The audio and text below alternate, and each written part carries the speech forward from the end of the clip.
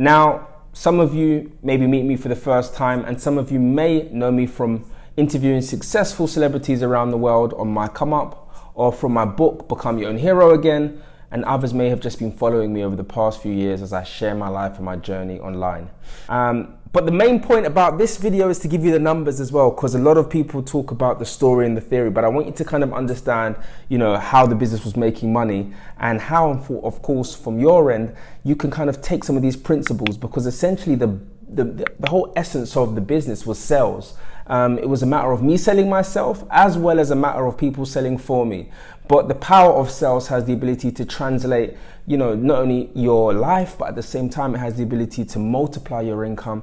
And if you have the ability to sell or have others selling for you, you can make millions. So just to break this story down, when I was 19 years old, I'm now 30 years old, which, 10 years has passed, clear. And I initially started this business in the Philippines, and I'm going to be straightforward and kind of cut to the chase in my explanation of the business. In layman terms, the business came around because one of my staff members who was working for me part-time let me know of an opportunity. Now, he was from the Philippines and he worked for me in the evenings, and his job was to send emails out to companies to let them know that we have rental properties available to move their staff to. Now, he was a student working and living in the UK, but from the Philippines, and he worked part-time with me as well as studied. Now, one thing he notified me of when we were speaking was this opportunity in the Philippines. Now, I'm not going to sit here and say it was an opportunity that screamed out millions. It was more of a problem than an opportunity. But I think that's where opportunity and problem always kind of linger in the idea of what they are. But anyway, the problem was this. The agency that he used to come over to the UK needed to find more schools in the UK that they could send and enroll their nurses to, so they could come over to the UK and study here. Now, when I say study here, I mean in the format of doing a higher level education, like going to college. But the beauty of doing a course in the UK is it meant that the students that were in the Philippines got to come to the UK, build relationships in the UK, and essentially potentially get the ability of working in the UK after educating. Now, the problem in the initial discussion I had with the staff member that worked for me was that they hadn't got any universities that were basically working with them to send over the students that they had, because I think the reality of it was that there was different time zones. So we're talking about Philippines, which is pretty much the opposite time of UK time zone. So communication prevented a lot of those relationships. But essentially what they wanted to do in layman terms was to send their student applications to a university where they knew they would get a response from. Now, the solution I saw is that I could actually make sure that we got the application that they were enrolling forward to the university.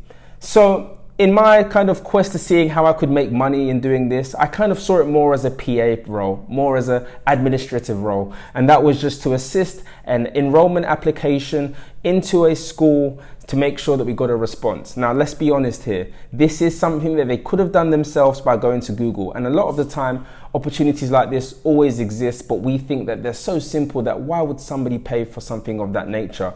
But guess what? I threw my first number forward towards this business, and that was £300. £300, right? So I charged them £300 to forward me application forms, such as the ID, the qualifications, their CVs, and what I would then do is I would go on my side while I was in the UK during my normal working hours, and I'd call a few universities. 2 universities to be specific that I worked with. One was in Birmingham and one was in just outside the country of London. And I let them know that I had nurses that were in the Philippines that were looking to do higher level education in their school and willing to pay the tuition fee 1 year in advance, which is a great thing for schools because that's how they make money. So I never had any resistance from the schools. They in fact encouraged me and said, hey, if you can get applications, we'd be more than happy to take them on, review them, and if they hit the qualification marks, we will go ahead and accept them. So that was a problem and a solution solved. For that solution, I charged £300. Now, once again, this was a solution that I created because they could have gone on Google and found the school themselves, but based on me selling myself as an individual that they could work with, that was reliable, that was trustworthy, that could make sure that I got the feedback and gave them all the clearances that they needed to hear, they were happy with that. So I remember putting my first invoice forward and receiving my first applicant and saying, before I forward this application over to the university, you have to pay me £300. So that's the first number.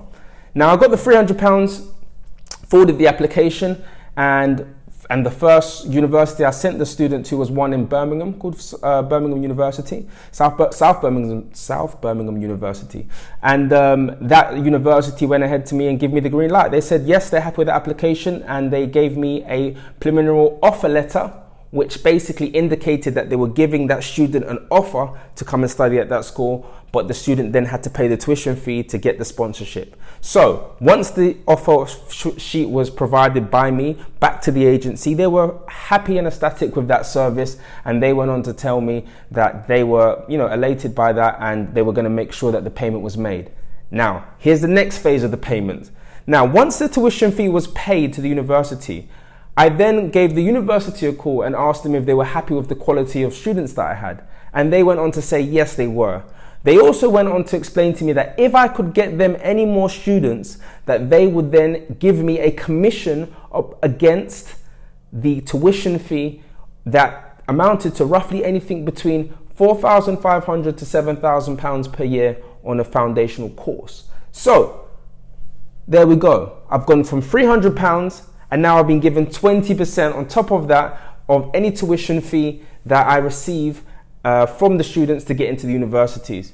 So I look around and I say, wait, hang on a minute. Are you going to sit here and tell me that not only am I getting paid to forward an email, but now I'm getting a commission to make sure they pay the rest of the money? There we go. That was my second payment. We're talking numbers now. So I've gone from 300 to roughly around 1,200 commission as soon as the student pays that full amount into the university. That was a moment for me when I realized, hang on, this could make me a bit of money. And I'll be honest with you, my initial goal was maybe 5,000, 10,000, maybe even be cheeky and get a little £15,000. But then when I went back to the agency and I asked them, and I said to the agency one thing, I said, look, I can get these offer letters approved by universities. All I need from you is to know how many students you can give me to forward onto universities, just for me to create future numbers. This is where the opportunity got higher, because what they said to me was that if I could come over to the Philippines, and basically break the course down to the students and show them that it was a real opportunity, they could get up to 300 applicants to me. That's right, 300 applicants to me. Automatically, numbers are going off in my head. I'm thinking to myself, wow, this is incredible. This is going to make me rich. This is going to change my life. And then I got back to reality and realized, but it also means I have to go to the Philippines. And up to that point, if any of you read my book, like I said, I had a decoy face. I was a white guy with glasses, pretending to be this senior citizen managing this business called International Connect, which was the name of my business, IG graduate. And yes, they said to me that if I was willing to fly over to the Philippines, they could put me in front of crowds of people that were open to the idea of studying in the UK. And all I would have to do is go over to the school and inform them of the payment plan, as well as the tuition costs, and essentially give the approval and the confidence that the people needed to know that it wasn't a scam or anything that wasn't going to come through. So with that knowledge, I had two decisions to make. I was either going to stop there and just make the £300 and maybe a few other applications, or I was going to take it big. And I did one thing which I think changed the whole dimension of my life, and that was I rolled the dice and I jumped on a plane. And not only did I reveal my identity, but I also exposed myself in front of rooms of Filipino nurses and informed them about all of the opportunities and courses I had available for them in the UK.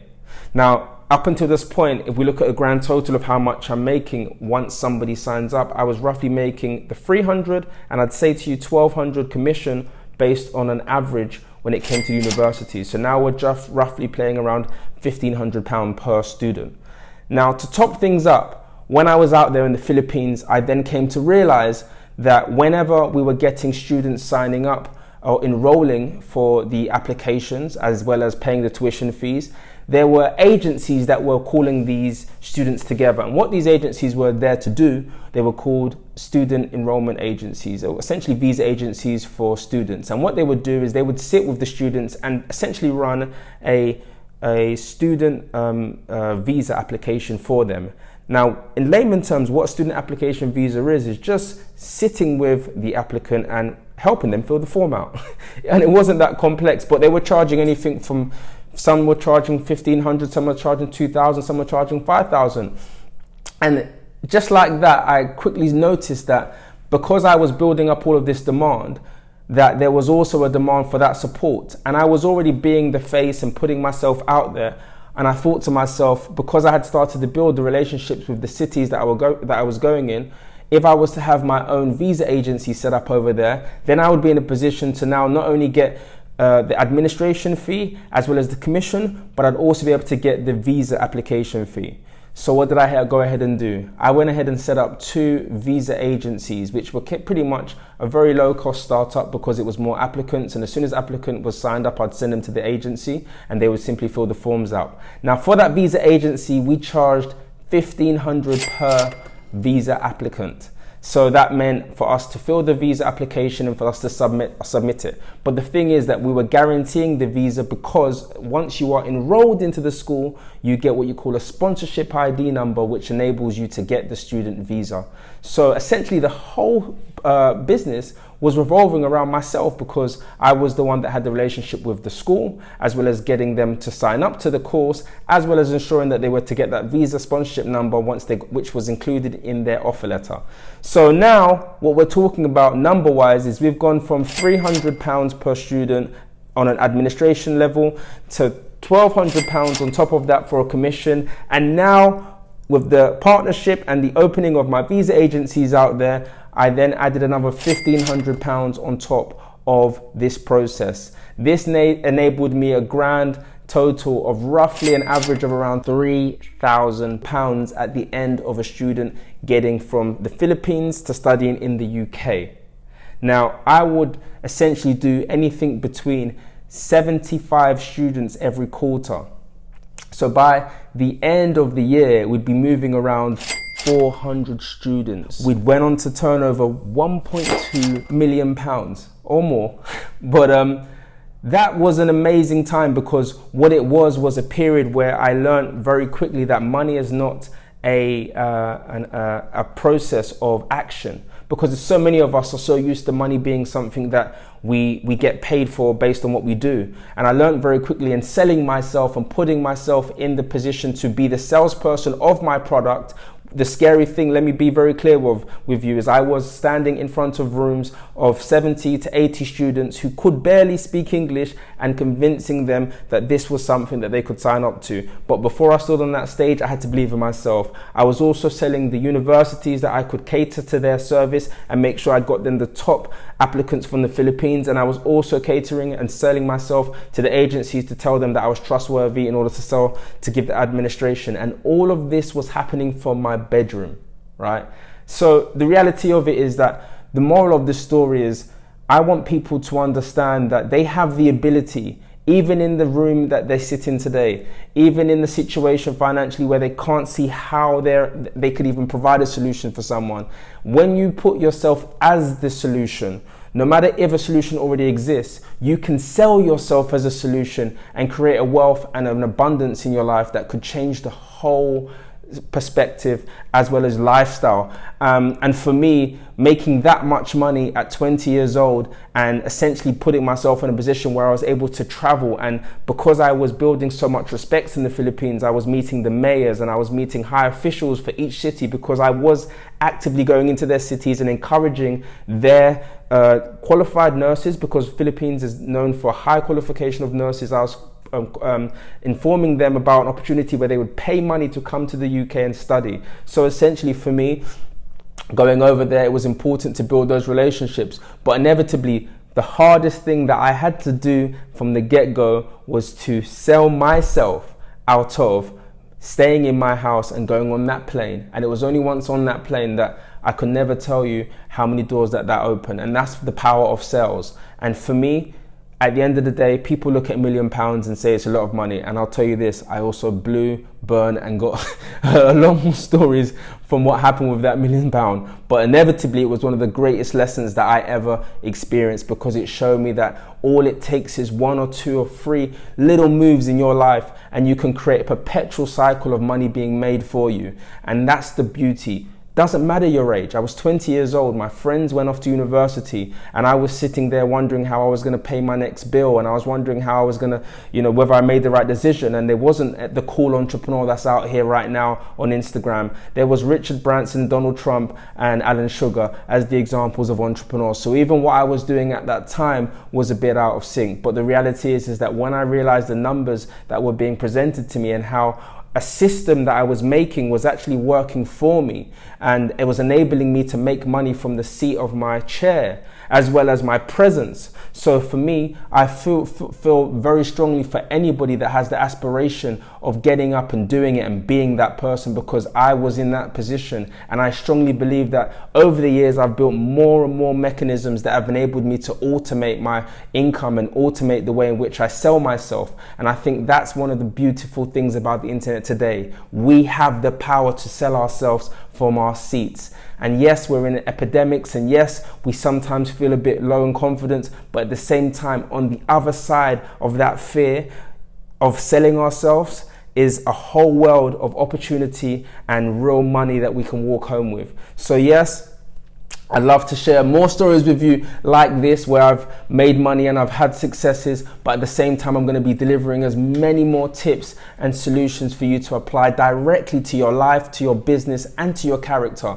And that's why for me, coming on YouTube now is more than ever an important time to share stories like these, so that you can walk away with more value, more understanding, and really believe that you can do it when you step into yourself and really apply some of the sales skills that I'm talking about in these videos.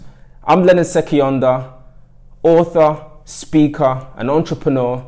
And once again, I'm glad and I'm happy I was able to share this video with you, and I look forward to sharing a lot more with you in the future. Stay tuned. Make sure that you subscribe below and click on the button to make sure that you get notifications, because I will be uploading frequently loads of tips on how to improve your sales. I'll be sharing stories of my experience, which have basically enabled me to really sharpen my money making skills, my sales skills, my orientation skills, as well as giving away loads of freebies and insights that can give you value on a day-to-day basis. So make sure you subscribe, don't hold back, and make sure you share videos and comment and let me know what you think. And in the comment section, also let me know exactly what you want to know more about from me, and I'll be more than happy to share it with you. Once again, I'm Leonard Sekyonda. My pleasure sharing this story with you. And yeah, let's all make our next couple million in the next couple weeks, months, years, and keep sharing these stories. I'll speak to you guys soon. Remember, you can flip the situation.